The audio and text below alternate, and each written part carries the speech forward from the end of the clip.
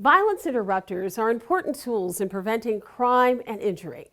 They don't actually step into dangerous situations as they're happening.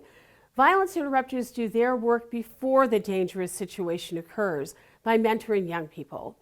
Milwaukee County's version of the program is called Credible Messengers, and it's already helping.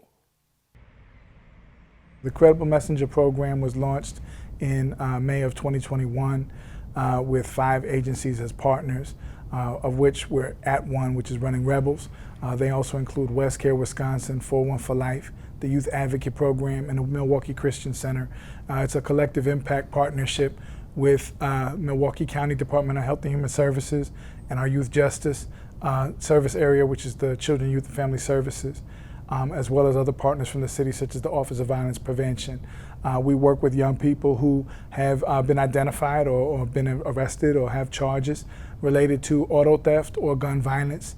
And in its first year as a pilot, we had about 70 young people who have had those types of offenses, and we've worked with them and their peer groups to de-escalate violent situations. And in 2021, obviously being one of the highest years on record for violent incidents, the only reduction that was seen in that year was in the last 2 months with youth-related incidents, and that was credited to this kind of collaboration that helped de-escalate brewing conflicts between groups of youth. So we see a lot of promise in this, and we are expanding the program in 2022 through some allocations of recovery funds, as well as some additional grant dollars. What don't we do? Definitely a life-saving organization, been around 50 years or so. We really try to get these youth something else to do. I think at the point we're way past the don't do this. We have to show you what it is to do, and what better place to bring you to a building and a situation and a surrounding that is going to help you better yourself. We bring you around people with some positive vibes, some good things, some positive activities, some things that are maybe outside of the box, and try to kind of expose and inspire, that type of thing. We are all over the place. You see that, I don't have it on today, but you see that we're everywhere. We just try to get the youth and occupy as much of their time with positive, so they're not doing so much negative. What might have worked in 2019, we need to really work a little bit more intentional and a lot more hands-on in 2022 to stem the tide of what we see in the community with all the killing and violent behavior. Like I said, it's a positive thing. You know, the energy, when you hit the door, the energy's here, you're greeted, you get the temperature checks at the door, and I'm not talking about for COVID, I mean, how are you? Hey, how's it going? That handshake and that warm hello is everything. When we first see the kids come in, they can get involved in tutoring if they got homework, they got things going on. If we got youth that are a little older, they can definitely get into some of the job programs and/or hammer out some resume and shoot out some applications from our computer lab. We do financial literacy. Obviously, you can look in the back, you see the basketball, really heavy on basketball. Just a lot of positive activities, and that's just in-house. Our house, we might be fishing, we might be gardening, we might be showing kids how to change oil.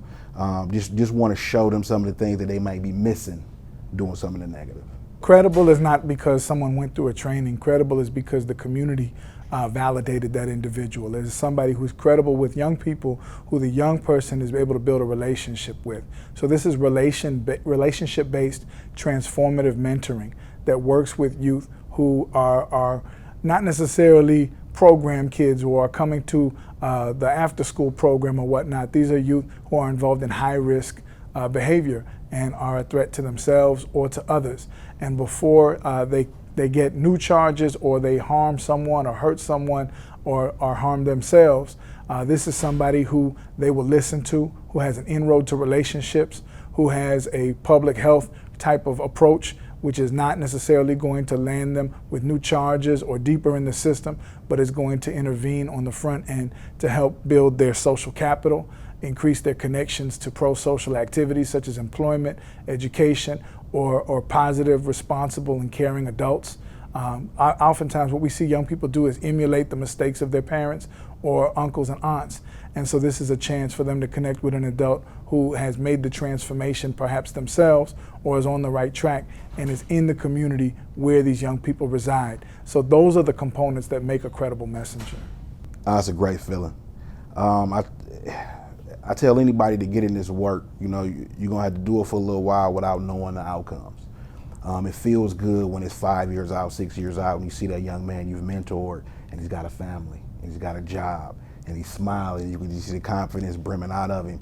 That's the pay in all of it. So, you know, and the backside, like I said, I tell everybody, just wait, you'll see. Drop as many gems and jewels as you possibly can. They'll get it. They will. Just keep pushing at it. What is the racial wealth gap, and why does it matter to you and me? U.S. Bank has a unique program to address the racial wealth gap and to strengthen all our communities. The details when we return to Connect MKE, Conversations